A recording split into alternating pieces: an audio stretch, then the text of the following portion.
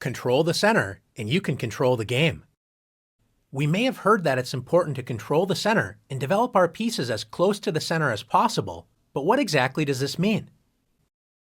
The center squares are e4, d4, d5, and e5. A popular as well as strong opening move for white is to play e4. White moves a pawn directly in the center, controlling the d5 and f5 squares in black's territory, and it also opens up lines for white's light-squared bishop and queen to quickly enter the game. A good response for black is to play the same move, e5. By controlling the center, both sides prevent enemy pawns from entering their territory. If white tries to force two pawns in the center with d4, threatening black's pawn on e5, it's important for black to break up white's pawn center with e takes d4. When white's dreams of taking over the center with pawns have been shattered, so black should not have any serious problems in the opening. Is the center really that important to control? What happens if black wants to move pawns on the edge of the board, such as a6? Pawn moves are important when they can control key squares, especially in the center, and when they open up lines for pieces to enter the game. This move does not control an important central square, and it only allows the rook to move to a7, not exactly improving black's position. Since black does not want to control the important center, don't be shy. Let's take the center for ourselves with d4. White's pawn duo control key squares in black's camp, c5, d5, e5, and f5, making it difficult for black to activate pieces on these squares.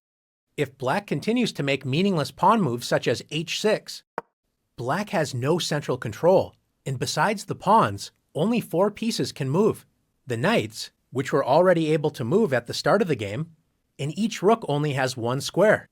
Not a good start to the game for black. White's pieces, on the other hand, enjoy great freedom. White's queen and 2 bishops enjoy open lines, and white's knights are ready to jump into the game with a move like knight f3. What happens if black wakes up from a deep sleep and decides to start developing pieces toward the center with knight to c6?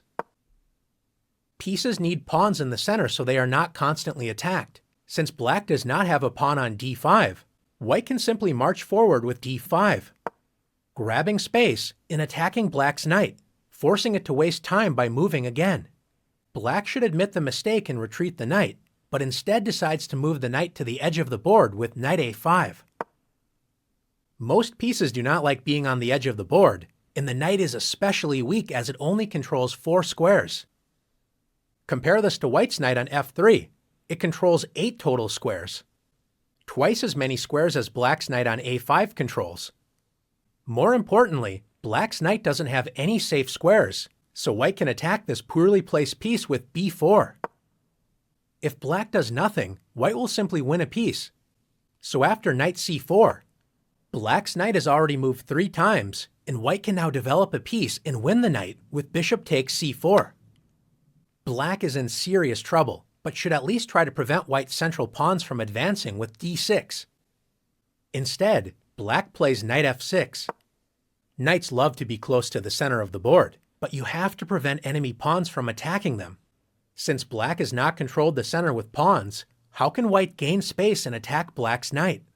That's right, once again by advancing a center pawn with e5. Black should once again retreat the knight, admitting another mistake, but decides to lunge forward with knight g4.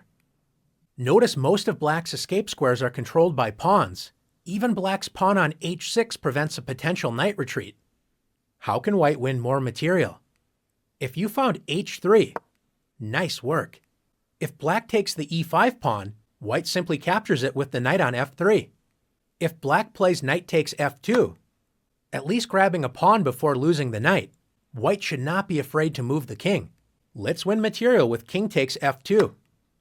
By controlling the center with pawns and actively developing pieces toward the center, white took advantage of black's careless play and is simply up 2 pieces with an excellent position. Now it's time to practice taking over the center in